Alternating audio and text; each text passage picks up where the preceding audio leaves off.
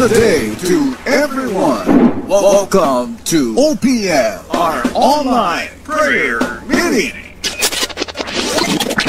Right here at Jesus Comfy Cavite Page. God is good all the time. God is good all the time. God is good all the time. God is good all the time.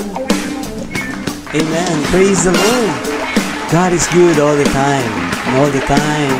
God is good. Good evening to everyone. Welcome sa ating OPM, our online prayer meeting. Dito lang yan sa Jesus Comfy Church. And again, my name is Brother Huge Espiritu. Ipagpalang gabi po sa ating lahat. Salamat sa Panginoon, and we are glad mga kapatid, no, na to see you again sa ganitong gawain at Monday, no. Ibahagi rin yung ating mga kapatid sa pananampalataya at marami pa, no, na gagawin ng ating Panginoon at maglalagay pa siya ng mga servant o mga tagapagsalita o sharer dito sa gawain ito. At salamat sa Panginoon at patuloy lang tayo magsawa sa gawain ito. At let us grow, no, mga kapatid, into His presence. At alam mo yun, na kapag tayo lumalago sa pananampalataya, lumalago rin ang ating mga pagpapala. Amen! Praise the Lord yan! Comment down in our chat box. Amen! Praise the Lord! And don't miss, mga kapatid, to watch also our recorded online Sunday service, no? We are recording it every Sunday so that everyone can see it from Monday to Wednesday. Praise the Lord. Amen. At bago ang lahat, mga kapatid, mag-pray muna tayo.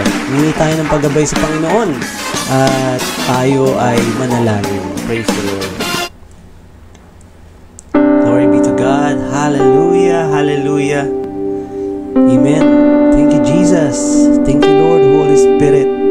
Salamat po, Panginoon, sa gabing ito at sa mga pagpapala pa sa araw-araw na mga provision, Panginoon. Lord, lahat ng mga ito ay nagmumula sa iyo.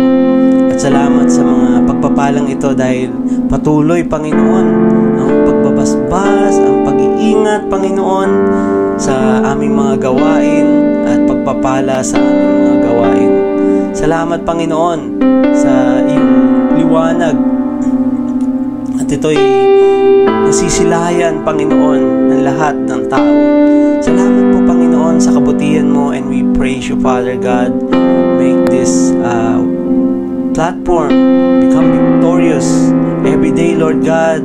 At tulungan mo, Panginoon, ang iyong mga manggagawa at yung mga members, Lord God. Tulungan mo sila, Panginoon.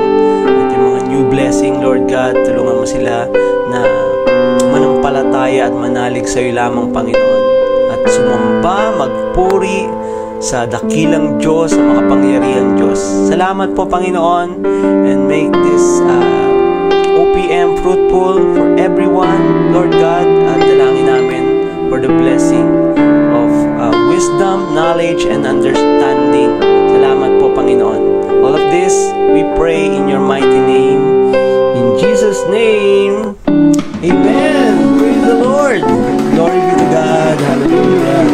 Ayan, good evening sa ating lahat. And salamat sa gawain ito sa ating OPM, our online prayer meeting here at Jesus Comfy Church. At kung tayo magsawa sa pagtatag, be a digital evangelist, nga, sa pag-share, sa pag-like, no? Huwag tayo magsasawa hanggat ang Panginoon ay hindi nagsasawa sa atin. Amen.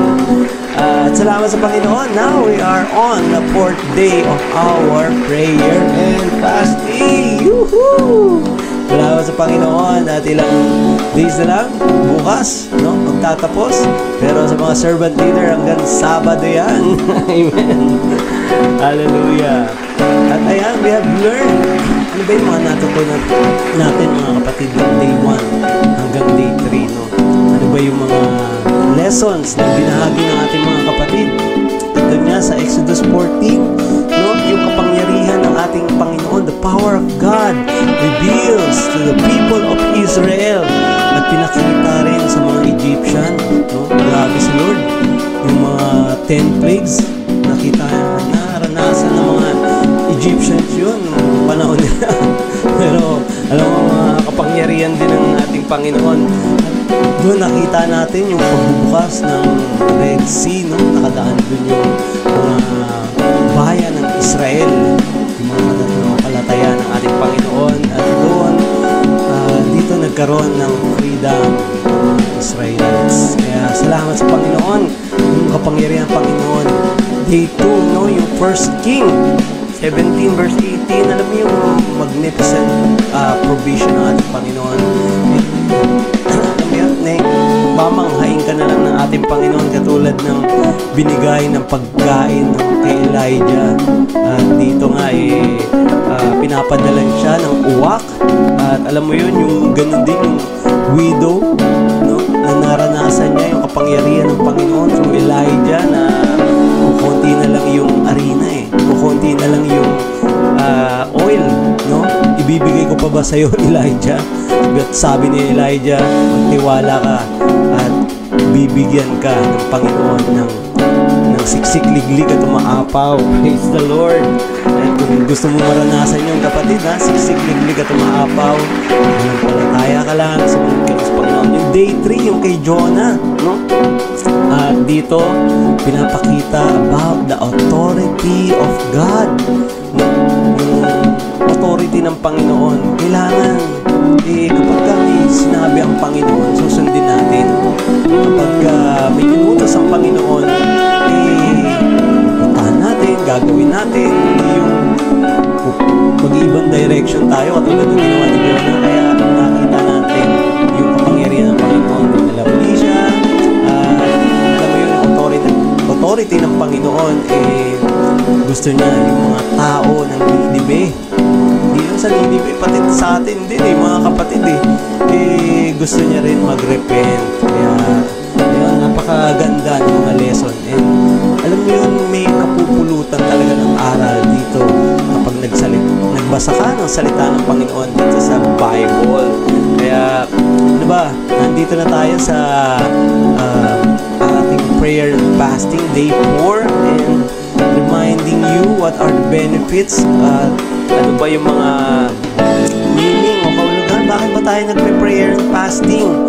Sapagkat mga kapatid, we know when we need to have a spiritual goals, our spirit need to be connected to God at lumago tayo sa pananampalataya, at gayon din yung pagbabahagi na kailangan. Kapag ka na-receive mo yung salita ng Panginoon, ibabahagi mo yung salita ng ating Panginoon. At for us to have especially sa prayer and fasting, we need to do it because we need to change something. Kailangan baguhin. At kapatid, tignan mo yung katabi mo, may kailangan baguhin dyan. At maging sa'yo rin. Maging sa pag-uugali, sa pagsasalita, syempre, may kailangan baguhin. Binabago ng ating Panginoon yan. Maging sa ating komunidad, sa ating sarili, sa community, sa ating bansa. At gusto ng Panginoon na baguhin at patungo sa kanyang kabanalan, sa kanyang kalawalatian. At higit sa lahat, why we need to pray and fast, because we need to humble ourselves to God. Ayan! Salamat sa Panginoon, at later kakantayin natin yung sa iyong pag-ibig, no? Salamat sa ating mga worship team, salamat sa ating mga media ministry, ating mga servant leaders. Kaya iyandahan natin ang ating puso, tayo ay ibigkas natin yung pag-awit, no, para sa ating Panginoon. Praise the Lord. Ayan, sa iyong pag-ibig by Jesus Camping Church.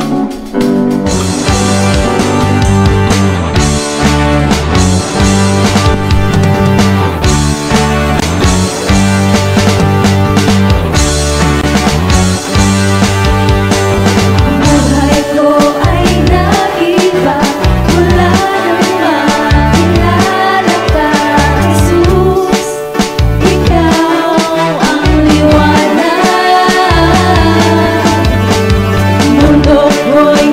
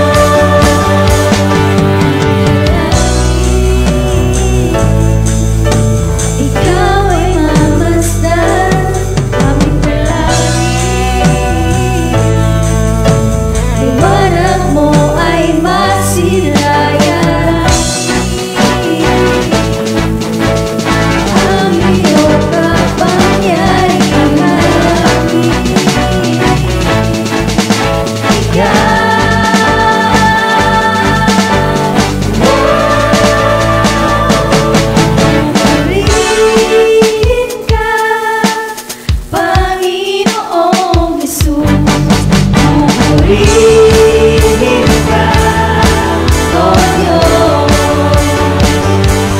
Pupurihin ka, Panginoon Jesus. Pupurihin ka, O Diyos. Iyong gamitin, ako'y nananatili. Iyong gamitin, lubos ay makakawin.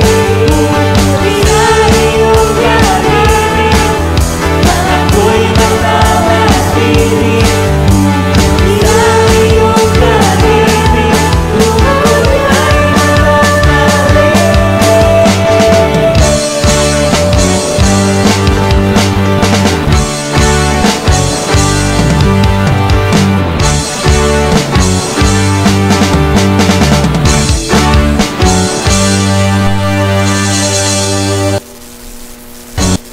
Amen. Praise the Lord. Hallelujah. Glory be to God. Yan. Sa kanyang pag-ibig. Saan ba tayo mananatili? Hindi sa mga pangyarihan Diyos. Kaya mga kapatid, kung ikaw ay nalulungkot, marami kang alalahanin sa buhay, kumapit ka lang at manatili ka lang sa kanyang pag-ibig. Praise God. Hallelujah. Amen.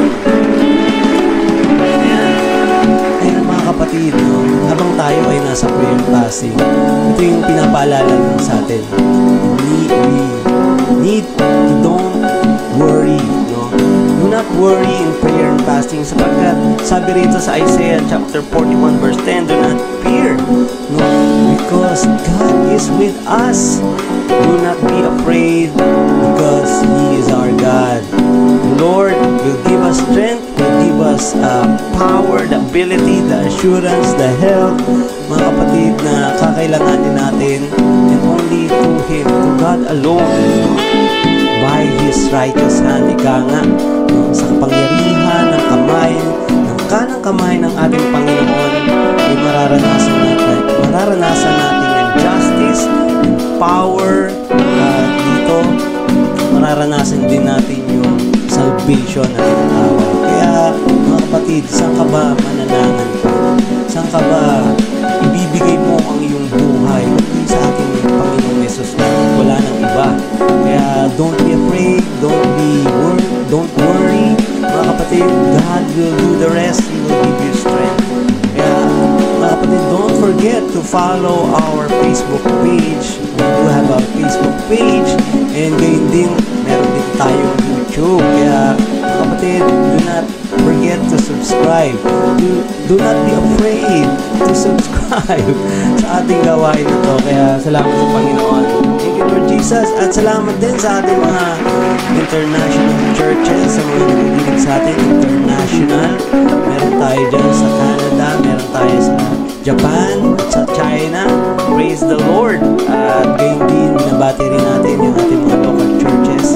Meron din tayo dito sa Las Piñas, sa Cavite, sa Batangas. Praise the Lord. Ayan, pinaparami ng Panginoon ang ating gawain. Kaya dito ka na, manangan sa presensya ng ating Panginoon. And now, we're going to our coffee break.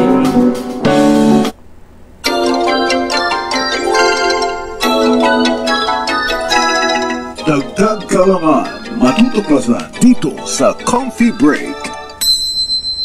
That's a good idea! Presented by OPM Online Prayer Meeting.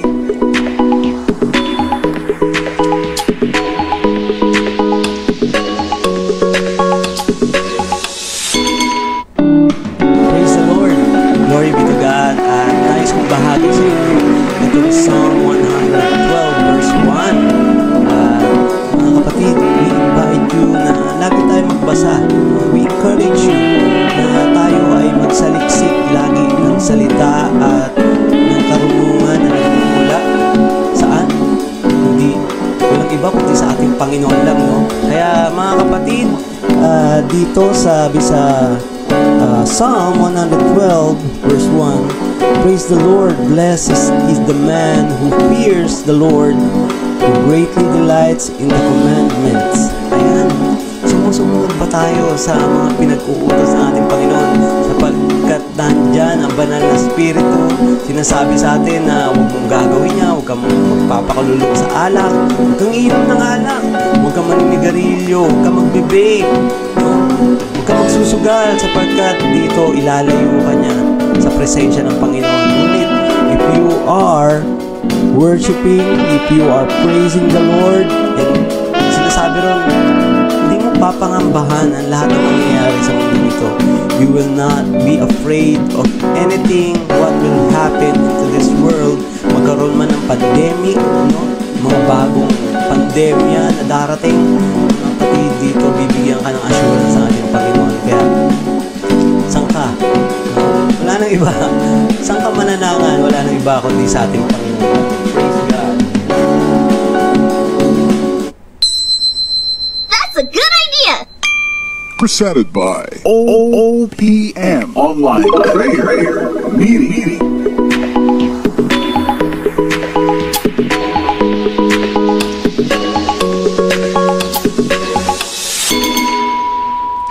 Praise God! Hallelujah! Glory be to God, and salamat din sa ating mga gawain, no? At gayon din sa ating mga, hindi lang yun, sa ating mga kingdom partners, kingdom builders. At alam mo yun, you can be part of the mission ng ating Panginoon to bring people to God, at to be a servant to God. Kaya mga kapatid, be a digital evangelist. And isa yan sa mga pinapagawa rin sa atin ng ating Panginoon. Click lang kapatid, saglit lang. Dati nahihirapan tayo mag-invite, no? Pagka wala pa dating mga cellphone, punta mo pa yan sa bahay nila. Pero ngayon, i-click mo lang at dito makikita na nila yung gawain natin dito sa church, at baka pa sila ma-encourage, kapatid. Kaya be a digital evangelist, and this 2024 is the year of divine intervention. Kaya mga kapatid, dito babaguhin. God will intervene, no, in our community. God will intervene in our workplace. Ikaw, nag-aaral ka, God will intervene. Tuturuan tayo ng ating Panginoon. Babaguhin niya tayo. At maraming tuturo ang Panginoon. Kamanghamanghang pamamaraan ng ating Panginoon. Kaya, it will be a divine intervention for every one of us, lalo-lalo na sa mga mananampalataya ng ating Panginoon. And this January is a growing faith, month of growing faith. At dito mga kapatid, we encourage you na sama-sama tayong lumago sa pananampalataya at sa gawain ng ating Panginoon. Glory be to God. Let us open our Bible in Acts chapter 4 verse 1 to 3, no? Dito we would like to thanks also our kingdom partners, kingdom builders, tithes givers, no, mga kapatid. So walang sawa na sumusuporta sa gawain. Hindi lang sila digital evangelists, pero nagbibigay sila para sa gawain, no? Para sa church, para sa kaluwalhatian, sa kapangyarihan, sa kingdom ng ating Panginoon. Be a pledger, mga kapatid. Salamat din sa ating mga love offering, ha. Thank you, Lord, at may the Lord God bless you. May the Lord God keep you. And may the Lord God face shine upon you and be gracious to you.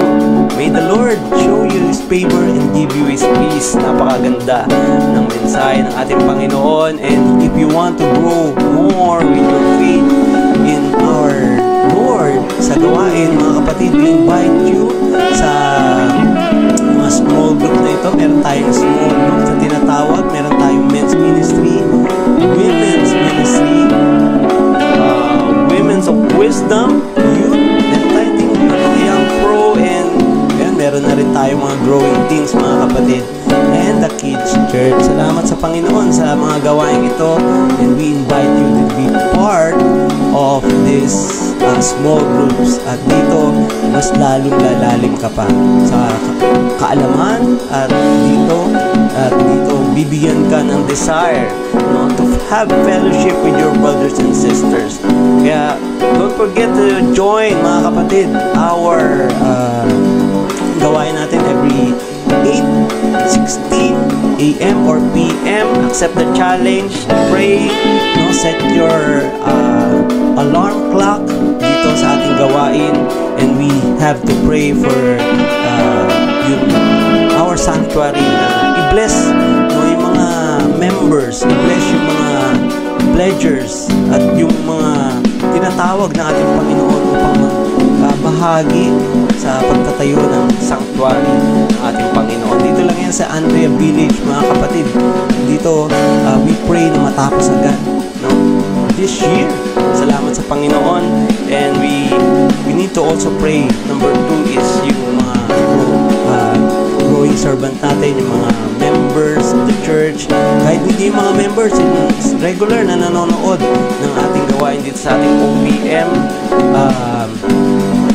pray din natin sila, mga kapatid, and we need to pray them to become a digital evangelist or be an evangelist, a sharer of the Word of God. Kaya salamat sa Panginoon. So 8:16 a.m. or p.m. set your alarm clock, mga kapatid. Thank you, Lord, sa mga gawain ito. Now we read the Word of God in Acts chapter 4 verse 1 to 3. I'm reading it in ESV version, mga kapatid. Thank you, Lord. Praise God. Hallelujah. Sabi rito, as they were speaking to the people, the priest and the captain of the temple and the Sadducees came upon them, greatly annoyed because they were teaching the people.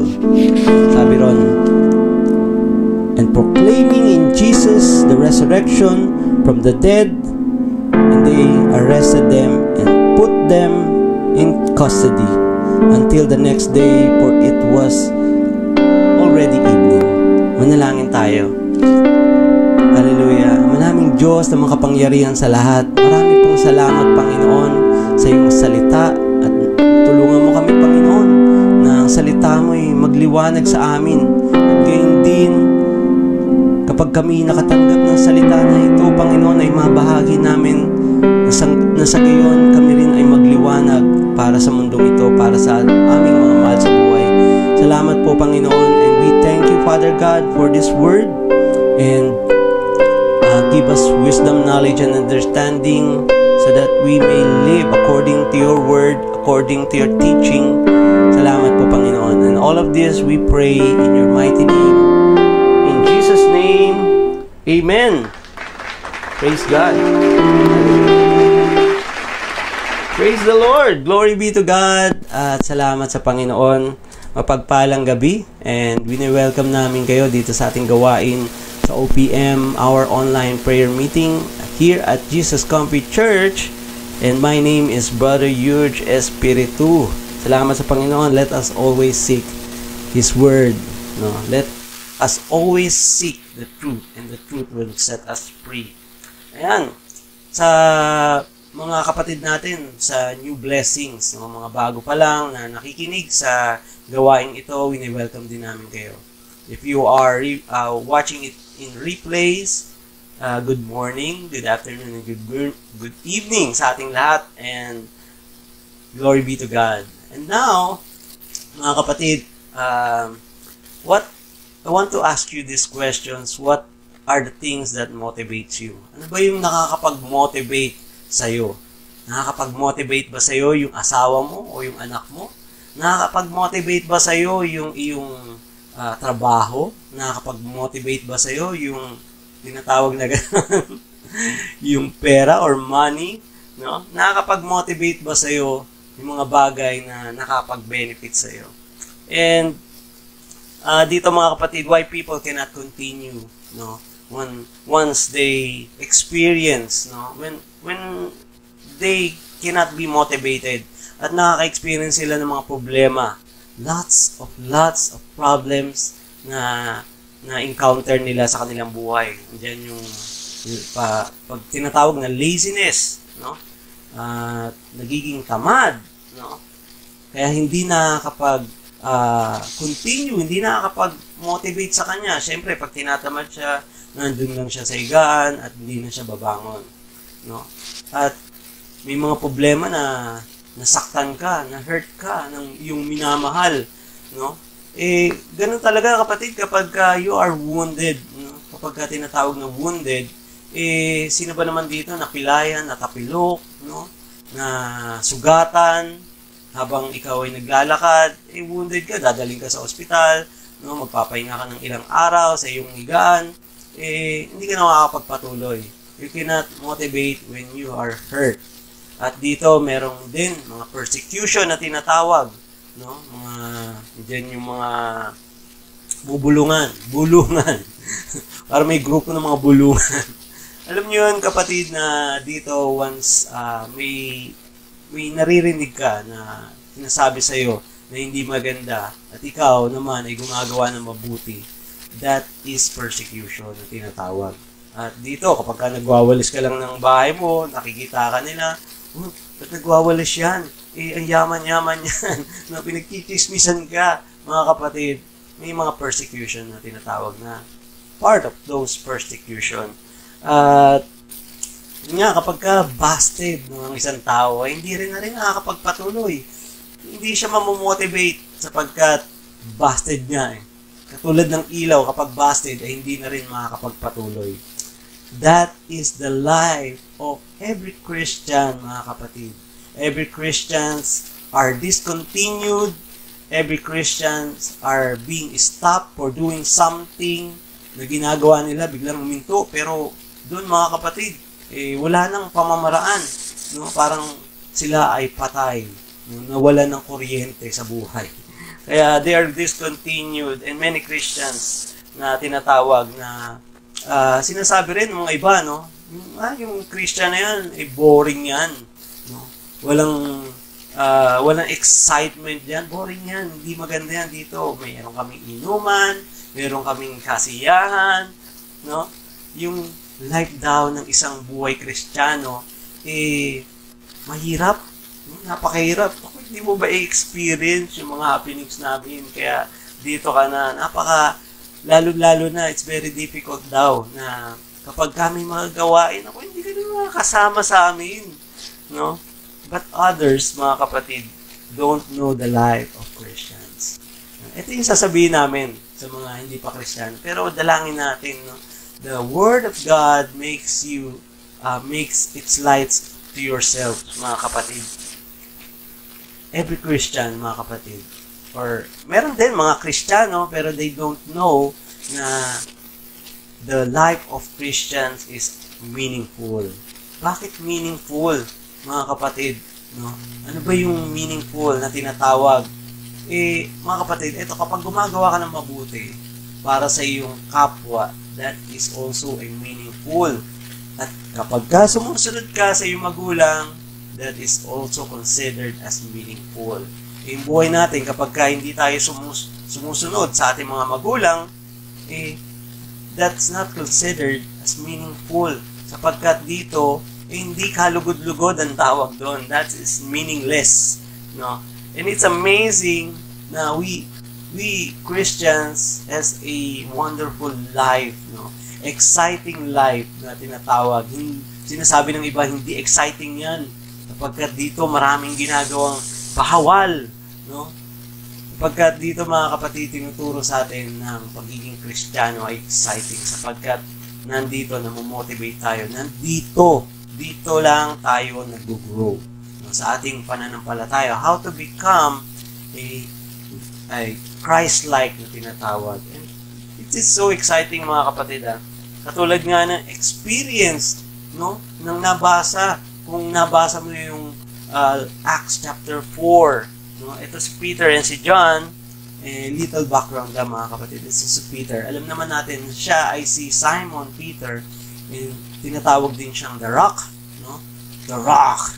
Kaya dito, mga kapatid, alam nyo to, si Simon Peter is mangingisda rin. At si John naman, kapatid niya si James, na tinatawag din silang the Son of Thunder. Wow! Napakagandang pangalan, the Son of Thunder. At itong si John, mga kapatid, tinatawag din siyang Revelator. Bakit? Because he wrote the Revelation. Nagpakita ng vision ang ating Panginoon dito sa Patmos na tinatawag, sa lugar kung saan siya na-exiled. Kaya, great things to learn about here, with Apostle Peter and Apostle John. They experienced bitterness, they experienced persecution, but one thing to learn, mga kapatid, they continued. Sabihin mo, continue. Nagpapatuloy, hindi humihinto. Once nawala yung motivation, mga kapatid, kasi ang motivation natin nandito lang sa lupa Pero, mga kapatid, there is an exciting fact about being a Christian. People doubt to these two people, mga kapatid. Nagduda, pati ganun din yung mga priests, Sadducees. Pero dito, maraming tao, tulad natin being a Christians, marami rin nagdududa, marami rin nagagalit, marami din hindi nasisiyan sa mga ginagawa natin bilang Kristiyano. But ang maganda ron, we continue. Sabi mo, continue! Amen! Continue to serve God. At dito, mga kapatid, meron din, di ba, na mga spiritual realm na tinatawag. Yung physical realm na tinatawag na experience ni John and ni Apostle Peter, na-arresto sila. They were arrested and they're questioned and they were accused, for something na, alam mo yun, kapag may ginagawa kang tama, sa mga Kristiyano, pag may ginagawang tama, mali ka sa paningin ng iba. Kaya, before that, let's have a quick background for ano ba yung bakit ba sila nakulong, bakit ba sila naaresto. In Acts chapter 3, mga kapatid, Peter and John going to the temple. Siyempre, pag ikaw mananampalataya ka, Judyo ka, pupunta ka sa church, magsisimba ka, mananalangin ka, and sa pagpunta nila sa church, nakita nila yung lumpo, one lame man na tinatawag, and nakaupo siya ron. At ito yung makapangyarihang ginawa ng Panginoon. Through the name of Jesus Christ, pinagaling ito ng dalawa, ni Apostle Peter and Apostle John. And yun din. And kaya sila na-accuse or na question dun sa lugar na yun because they preaching the name of Jesus. They are preaching to repent. Each and every one of them. Kaya tayo, we as a Christians, we teach repentance. At dito, mga kapatid, ito yung mga nangyari. Kaya sila ay inaresto. At gayon din, sapagkat ito mga Sadducees, mga Pharisees, they were questioned sapagkat hindi sila naniniwala kay Kristo. Have you ever persecuted into something, mga kapatid, na, alam mo yun, ako rin na-persecute ng nanay ko. Nung bata ako, nakakulong ako, I'm taken into custody dun sa CR, kinulong ako ron. Alam mo yun, na mali naman pala persecution. Hindi persecution yun, mga kapatid. Yun yung pagsuway na tinatawag. Pagka may inutos sa'yo magulang mo, dapat yung sundin. Persecution is different from that. Persecution, like yung mga nag-share ng salita ng Panginoon, at dito pinagbabawal ito. Mga gumagawa ng tama, dito pinagbabawal ito. Yan din sa mga communist nation, marami yan. Mga relatives, mga ayaw sa'yo, bilang Kristiyano. That is also persecution. Ayaw ka nilang makita nagsasalita, pinapangaralan mo sila ng salita ng Panginoon. At dito, alam mo yun, may baptism story. Alam mo yun na ako, na-persecute talaga. Ito yung persecution na tinatawag. Dito, maging ang aking ina ay na-persecute din ng aking ama. Because dito, ayaw niya kaming maging born-again Christian.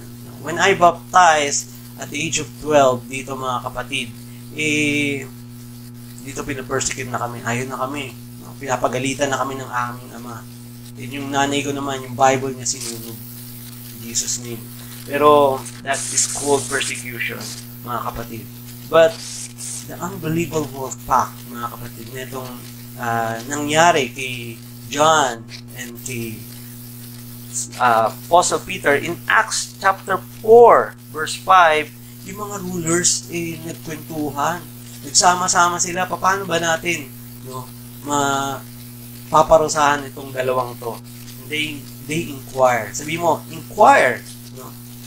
They inquire. Sabi rito in Acts chapter 4 verse 5, on the next day, the rulers and the elders and the scribes gathered together in Jerusalem, and they inquired. Sapagkat dito, inaalam nilang, paano ba namin ma-accuse itong dalawang to? And in verse 7, sabi rito, mga kapatid, in verse 7, and when they had set them in the midst, they inquired, by what power or by what name did you do this? Sa kaninong pangalan, sa kaninong kapangyarihan yung ginagawa ito? And most of them, mga Pariseo, mga Sadducees, hindi alam kung sino ba yung pinadala. Sino ba yung magliligtas? Meron sinasabi na sa Isaiah na magliligtas, a child will be born and he will become a prince of peace, the father of all nations, almighty God and everlasting Father. Yun. Kaya dito, mga kapatid, dito, alam nyo na ayaw nilang tanggapin itong tinatawag na Kristo because they have their own words, na sinusundan dun lang sa libro. Pero in their heart, they cannot follow because they are blinded. And many Christians facing many problems, mga kapatid, hindi lang sa mga persecution, pero dun din sila na mamotivate to follow and to follow God. Because kapag nakaranas sila ng kakulangan sa pambayad, sa kanilang mga bills, dito, they cannot continue. Kapag nagkaroon sila ng problema sa love life, they cannot continue. Kapag nagkulang ang kanilang pagkain, they cannot continue to serve God. Pero with Apostle Peter and Apostle John, it is not a problem, mga kapatid, because even they don't have this, they have God. God can provide them food. God can provide them shelter. God will provide the love. Yung pagmamahal ng ating Panginoon, kayang i-provide ng hindi kayang ibigay ng tao. Yeah, let's go to the question. Let us open our manuals dun sa ating prayer and fasting. And the question sa ating day 4, our question number 1, ano ang mga pagsubok ang kinaharap nila Pedro at Juan? Actually, wala walang pagsubok na nangyari doon. Dito, naranasan lang nila na i-persecute sila ng mga Pharisees, ng mga ibang tao na hindi na naman nananampalataya kay Kristo. Pero yun yung in physical terms. Pero sa pagharap, mga kapatid, dito, basically, in our own understanding, kapag nabasa mo yung salita doon sa gospel, na ito yung pwede nila maging problema, pain, pwede silang makulong, at yung tinatawag na humility, papayain sila. These are the trials or yung problema na may experience sila. Pero hindi problema sa kanila yung kapatid sapagkat kasama nila ang ating Panginoon. Ang problema nila, ang hindi nila masunod ang kagustuhan ng Diyos. Ang problema doon kung hindi nila masunod ang kalooban ng Panginoon. That is their problem, mga kapatid. Pero ginawa nila pinagpatuloy nila, they continued, even they persecuted by many leaders, nagpatuloy sila. Kaya, let us read in verse 10, Acts chapter 4. At dito, maganda ito Sabi rito, let it be known to all of you, and to all the people of Israel, that by the name of Jesus Christ of Nazareth, whom you crucified, whom God raised from the dead, by His name, a man standing before you. Yung pilay ay nakatayo, yung pilay ay nagkaroon ng kapangyarihan upang tumayo through the name of Jesus Christ. At mga kapatid, there is nothing impossible with the Lord kapag ikaw ay nananampalataya sa Panginoon. Kung ikaw, kapatid, may sakit, kaya kang pagalingin ng Panginoon. Alam mo yung boldness na pinakita, no, nitong dalawang to, napaka extraordinary, no? Sapagkat dito, kung kaya mong paglabanan yung mga persecution, and not by your own self, mga kapatid, pero by the name of Jesus, mga kapatid, you can do everything. And even you experience persecution, no? Sabi doon, hindi ka titigil sa pagbabahagi ng salita.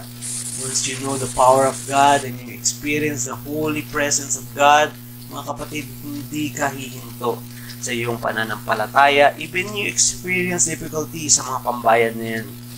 At dito, mga kapatid, they did not discontinue. Marami sa atin, no, they discontinued sa mga gawain. Nabang, no, nasaktan, hindi nagpatuloy. At dito, I want to share this point. Number 1, my point is sustain. No? Sabihin mo, sustain. The right hand of God can sustain you. Actually, yun nga, sinasabi nga natin, we cannot sustain ourselves because we are only human and our capabilities are limited. No? We cannot sustain ourselves with our own strength. No? Kapag example, may business ka, kapatid, hindi naman sinasabi na magtatagal yung business na yan. No? Pero sa kapangyarihan ng Panginoon, once you have a prayerful life, no, and you believe in God that He can sustain you, your business, your work, your career, ano man yan, mga kapatid, only God can sustain you. And katulad nga ng isang bulaklak or ng halaman, no? Subukan mo, tanggalin yung tubig. No? Mga kapatid, mamamatay yan. Ganun din tayo sa ating relationship sa Panginoon. Kapag tayo ay nawala sa presensya ng Panginoon, lumayo tayo sa presensya ng Panginoon, mamamatay din. Katulad ng halaman. Kaya, don't lose your connection to the Lord.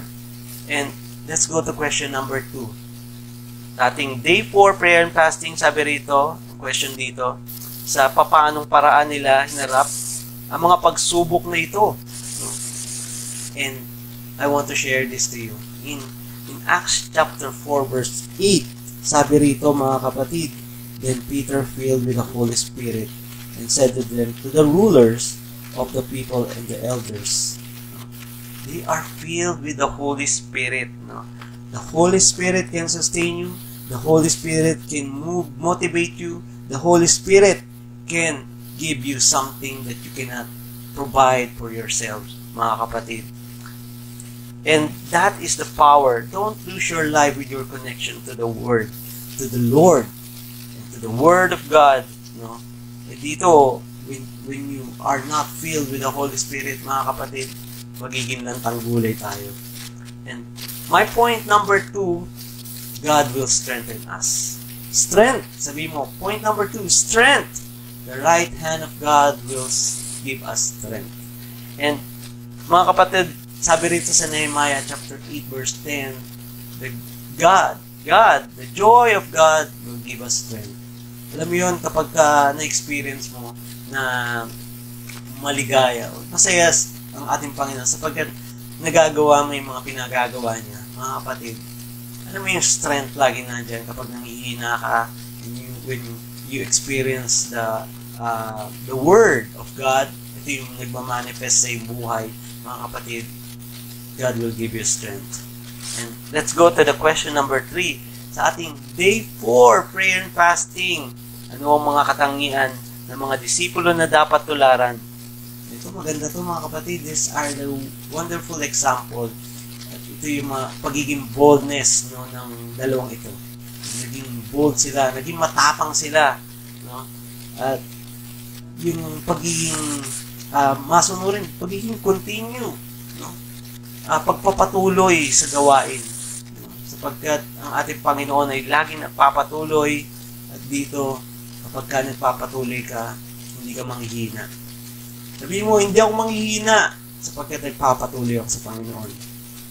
That is the passion for the ministry na every Christian should have a passion like this, mga kapatid, na nagpapatuloy, na may boldness, and God will do the rest. God will provide everything for you.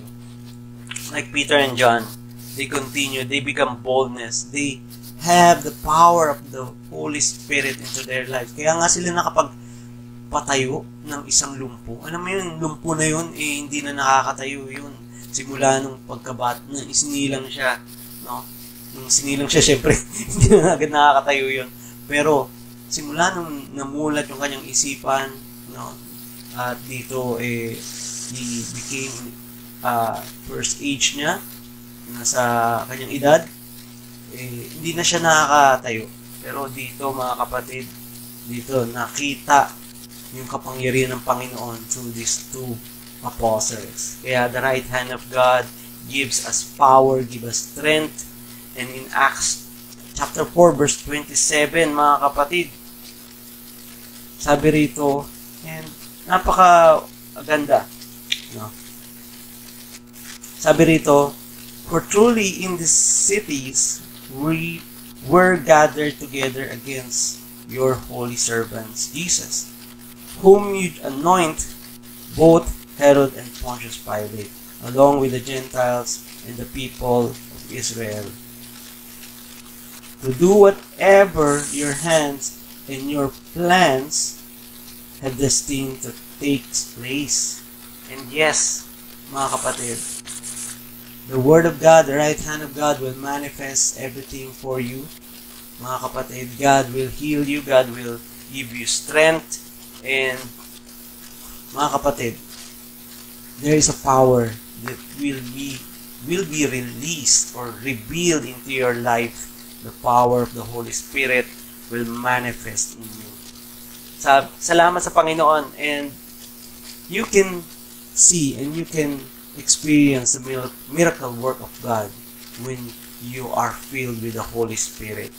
And when you are praising, when you are worshiping, you will feel the work of the Holy Spirit, at napakaganda, no, na ma-experience na yun. Kung ikaw, hindi mo pa na-experience, mga kapatid, subukan mo. Dalangin ko, subukan mo. Na every time pagising mo, at dito, ma-experience mo na yung kapangyarihan ng Panginoon. He can sustain you. He will give you strength. And there is no difficult, no, na hindi kayang gawin ng ating Panginoon. Lahat kaya niyang gawin. Mga plano niya ay masusunod.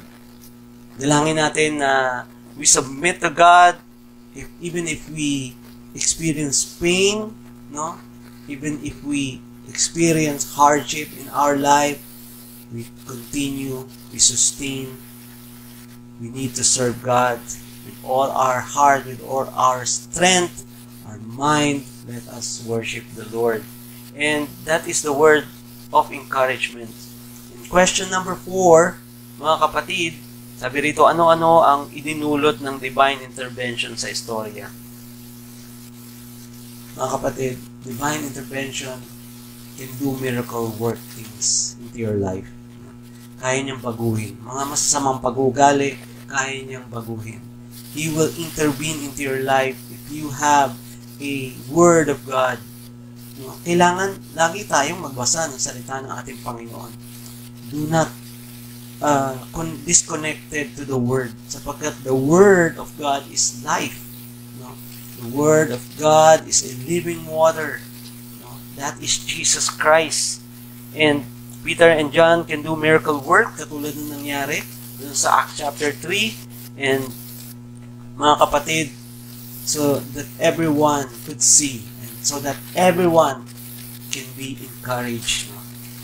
Other believers, or kung ikaw na nakikinig at hindi ka pa Kristiyano, mga kapatid, I pray that the Word of God, the Holy Spirit will encourage you. And my point number 3 is encouragement. Amen!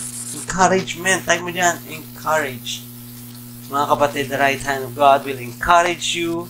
And in Acts chapter 4 verse 33, sabi rito, mga kapatid, and with great power the apostles were giving their testimonies to the resurrection of the Lord Jesus, and a great grace was upon them all. Amen. What a miracle work, because they experienced the miracle work of God. So they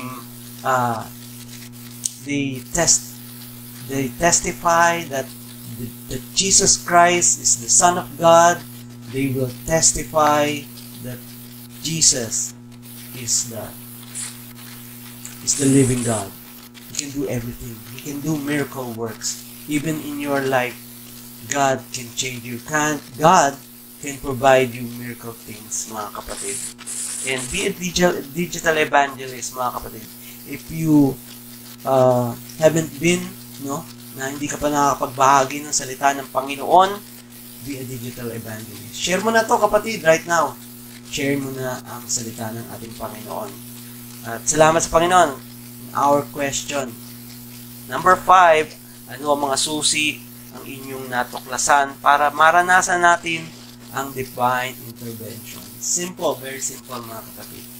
You need to sustain, you need to have strength, and we need to encourage. Sustain is to continue, to be strengthened, is to fill with the Holy Spirit, and to encourage is to share the Word of God. Heavenly Father, salamat po, Panginoon, sa kabutihan mo. Salamat sa mga pagpapala. Salamat sa kabutihan. Salamat sa iyong salita na iyong binahagi, Panginoon, para sa amin. Thank you, Jesus, for everything. Thank you, Lord God, for your life you have given us. Thank you for the salvation, Lord God. Heavenly Father, we thank you and give all the praises and glory into your name, Almighty God. Salamat po, Panginoon. At kung kapatid, kung na-experience mo yung power and the miracle work of God, this is the right time to repent. Mga kapatid, humingi tayo ng kapatawaran sa ating Panginoon, and God will forgive us. At bigkasin mo sa iyong bibig, mula sa iyong puso, sabihin mo ang panalangin na ito. My sovereign Lord, my Jesus, my Savior, forgive me. Please forgive me, Lord, because I am weak. Forgive me, Lord, because I am stubborn. Forgive me, Lord, because I am selfish. Forgive my mistake, O Lord Jesus. Forgive me because I am lame. Naging lumpo ako, Panginoon. I am well aware, Lord Jesus, of my sins, of all my sins. I am deeply sorry for everything. I open up my heart. I welcome you as my King and my Savior. Please transform me. Father God, I thank you for your forgiveness of sins. And I thank you, Lord, for your love and mercy. I thank you for the gift of eternal life. I love you, Holy Spirit. In Jesus' name, Amen! Praise the Lord! Hallelujah! Kapatid, sumabay ka ba sa panalangin mo? At dalangin ko na sumabay ka, at dalangin ko na magpatuloy tayo sa gawain ito, at patuloy din tayo na sumunod, sa mga pinag-uutos ng ating Panginoon. If you cannot motivate yourself, God can motivate you, mga kapatid. There's nothing, no, yung kapangyarihan ng Panginoon kayang gumawa sa iyong buhay. So, mga kapatid, salamat sa Panginoon at salamat sa pagsama mo sa gawain ito sa ating OPM, our online prayer meeting. And sumabay ka ba sa pag-awit? Nakinig ba tayo sa salita ng ating Panginoon? At dito, mga kapatid, kung sumabay ka, let us declare, I am a child of the Most High God. I am blessed, I am full of wisdom, full of power, full of potential. I can do all things. I will overcome. I have a great destiny in Christ. I believe it. I receive it. In Jesus' name. Amen. Power is in you, Messiah. That is our Lord Jesus Christ, the King of Kings and the Lord of Lords. Thank you, Lord, for joining us sa ating OPM. At salamat din sa pagpapatuloy sa ating prayer and fasting, mga kapatid. Let us sustain. Let us have strength that comes from the Lord, and let us encourage even ourselves and everyone, your relatives, your friends, your co-workers, and your classmates. Yeah, thank you, Lord, and thank you, Lord, for all these things, and we worship you, we glorify you in Jesus' name.